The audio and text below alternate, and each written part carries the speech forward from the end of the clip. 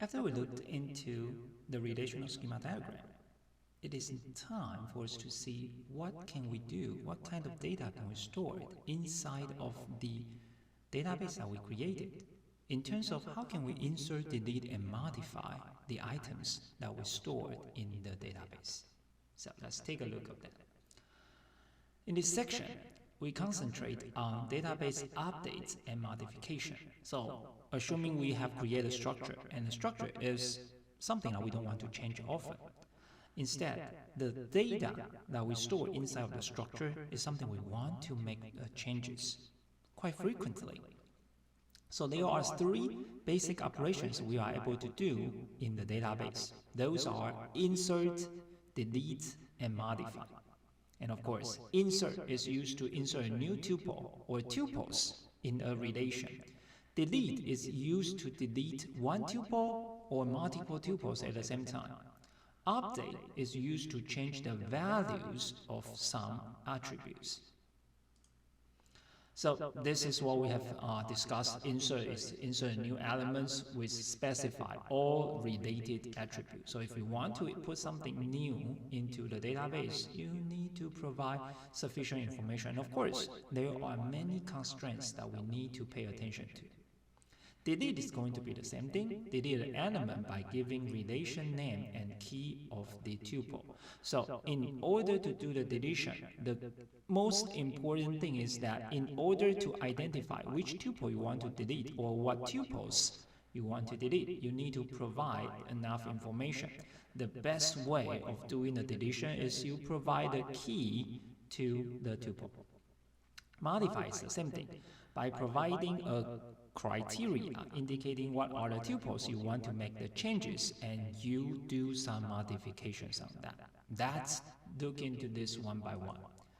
Insert is something very strict because you can see that there are many different types of constraints that are possibly to be violated, so we need to check one by one.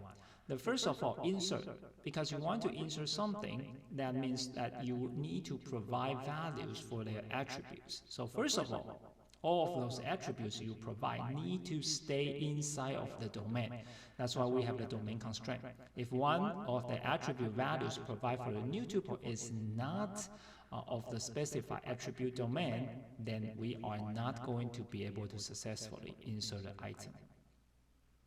Key constraint.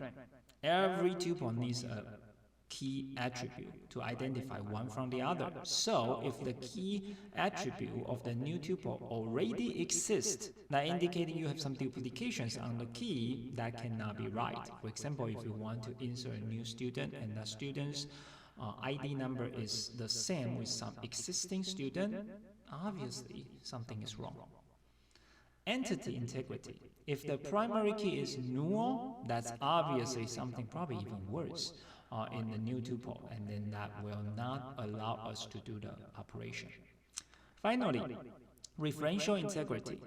In the data that you have some references, for example, a student has some majors or even some minors to some department. The department that you're going to insert over there has to exist. And that's why referential integrity is something you need to check as well. And therefore, if a foreign key value in the new tuple references a primary key value that does not exist, then that is something wrong. And therefore, to insert a new item, you need to check for all of these operations. Let's take a look at some example. So saying that this is a new employee that we want to hire, and let's take a look at this. In order to see this correctly, I have put the current state of the database on the left side so that we will be able to check one by one. By the way, if we look into the left side of the data, this is what we call the current state of the database, indicating that there are 8 employees, 3 departments, 6 projects, etc. That's what we are currently have. While we're creating a database, we can insert the basic informations during the database creation. So saying that this is what it looks like when the database is created. This is also what we call the initial state of the database. So in the beginning of the database, we have these employees, 3 departments, 6 projects, etc. That's what we call the current state or the initial state of the database. So now saying that after the initial state of the database, we want to hire someone. So Cecilia wants to come in, and then we say, okay, insert the information about the Cecilia. And therefore, you need to check one by one. The first attribute is first name, middle name, last name. Immediately, you will see that on the next one, you see the null value that's supposed to be inside of the primary key, and therefore, you know it is something wrong, so that you are not able to insert this new employee into the database. And therefore, you can see that it will have an error message over there indicating this operation is restricted. Now, let's take a look at the next example. So say now, okay, I'm going to fix it. Still Cecilia with all the other information that we put over there. Now I'm going to provide that Cecilia a social security number. So can we insert this employee into the database successfully? The answer is no. Why is that? Because this social security number is already existing in here. So Alicia has that social security number. Obviously, something is wrong over here. So we will also need to restrict this operation, indicating that this social security number is duplicated. Finally, we want to insert a Cecilia with a valid social security number. I don't believe this number is existing over the database.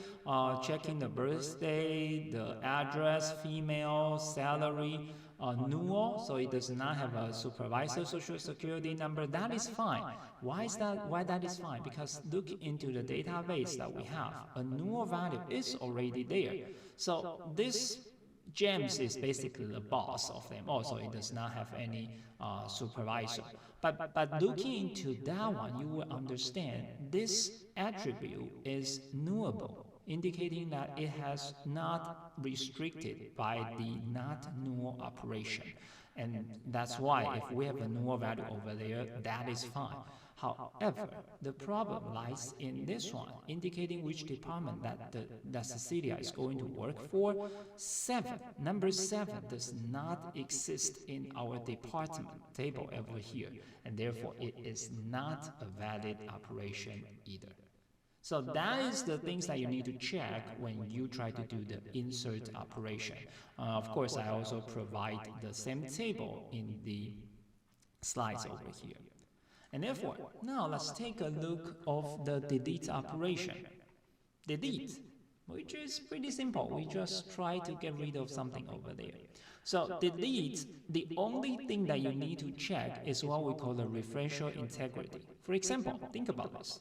If we try to delete a department, say number 5, research department, this department is not making money and we don't like it anymore. So I want to delete the research department. Think about this. If I simply remove the research department, what is going to happen?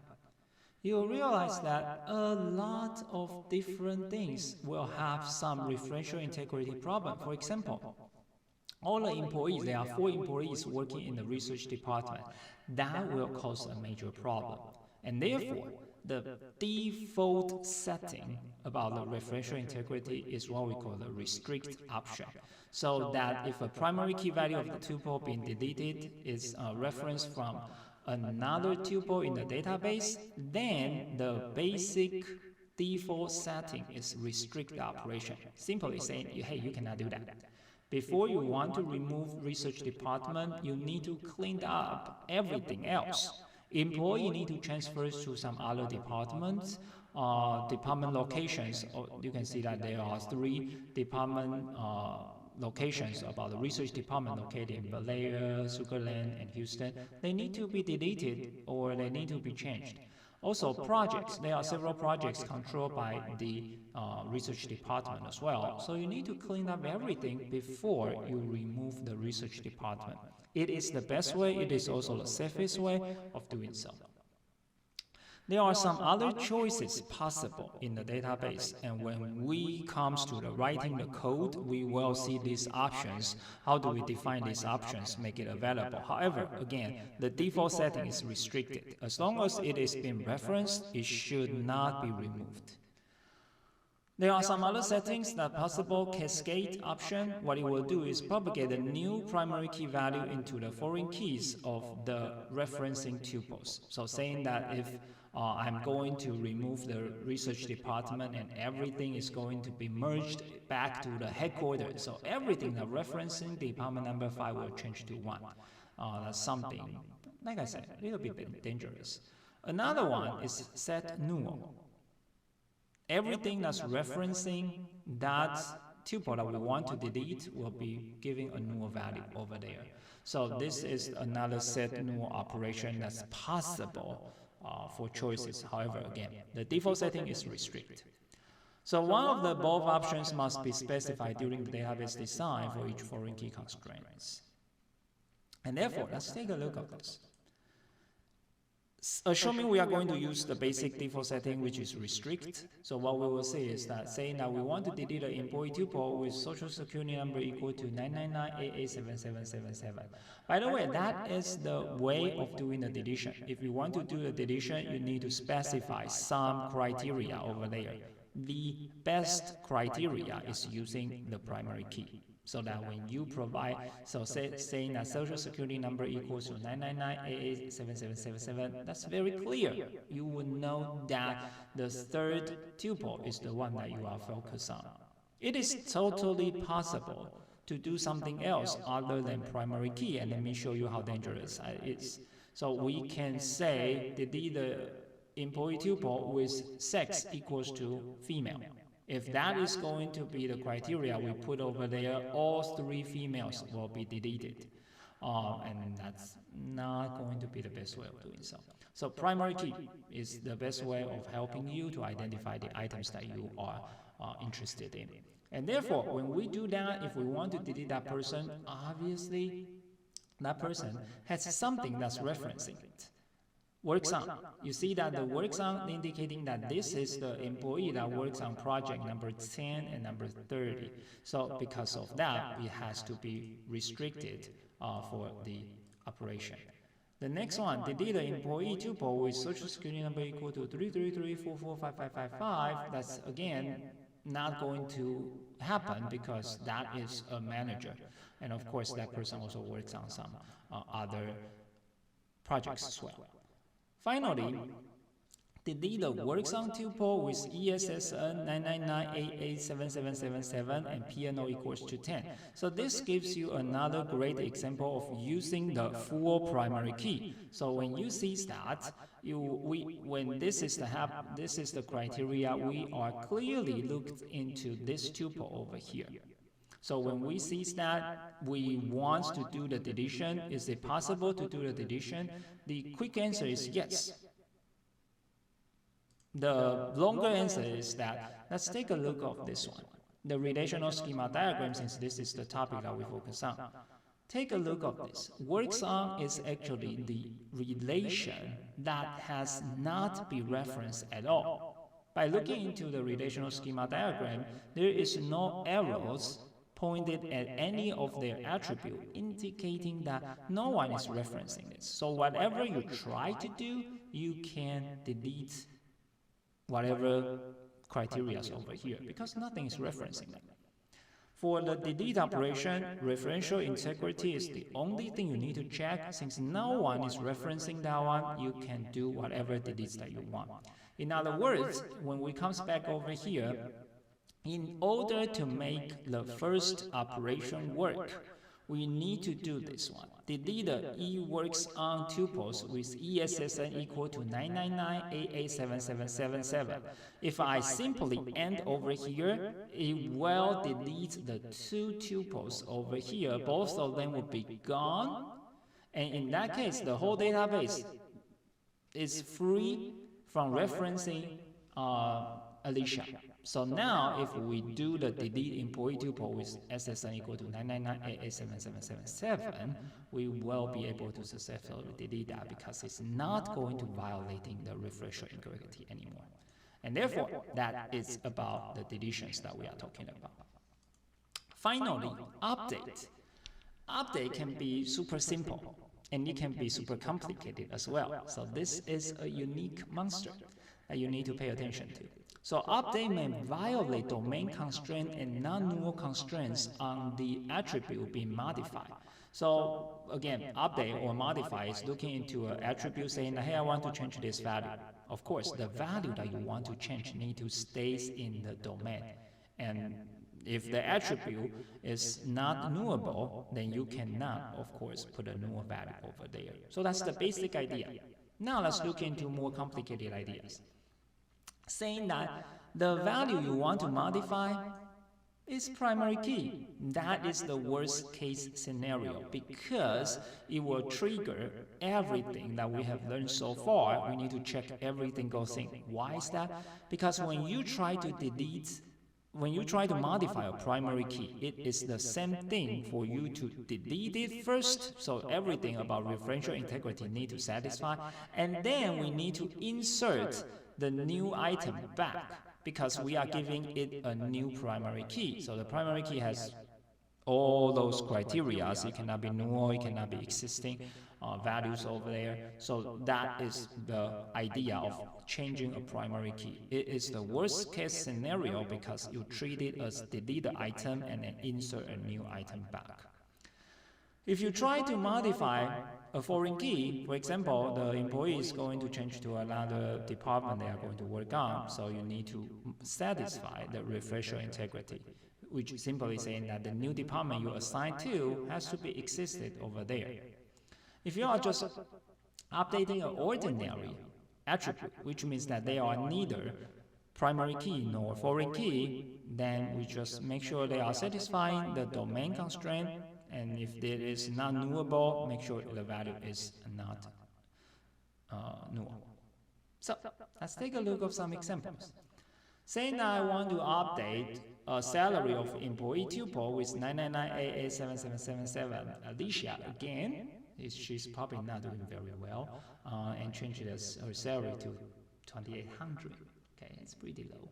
So that what it will do is that it will come to Alicia, finding out, first of all, using the social security number criteria to find the tuple, and then goes into the salary and then try to change the value of the salary. Since salary is neither primary key nor foreign key, there is no problem with that, and therefore we will be able to do the operation. Saying that we want to update the DNO of the employee tuple with Alicia to 1. So now we want to move her to the headquarters. And therefore, looking into the Alicia, saying that DNO we want to change from 4 to 1. Since this is a foreign key, all we need to check is that we need to make sure the department number do have a department number 1. And that is the only thing you need to check. So that is going to be a valid operation. Now, if we want to update the DNO of the employee tuple with 999887777 to 7, this is pretty straightforward because we don't have a department number 7. You cannot do that, basically. Finally, saying that we want to change that person's social security number to another value, first of all, we cannot do that because 999887777 is being referenced by the works on operations already, and therefore we would not be able to do that. On the other side, even if we can delete it, in order to insert the new social security number, we need to check is there anyone is using the social security number already. And obviously, Jennifer is the one that's going to use that. And therefore, it is going to give you another restricted operation. So, these are the basic ideas about the insert, delete, and modify. Make sure you understand what is going on over there. I'm going to give you a simple assignment that have all 3 small practices about that one. So I want you guys to look into the company database, try to see can you insert this one, can you delete this employee, can you modify some information over here. And therefore, suppose that each of the following update operation is applied, write independently to the database shown in figure 5.6. For your convenience, I do give you the data as well as the relational schema diagram for the next following 2 slides. And of course, I did give you these slides earlier already. So use those information, try to take a look of that, see if you are able to determine these operations are valid or invalid. Submit this on the Blackboard, and that is going to be all for this chapter.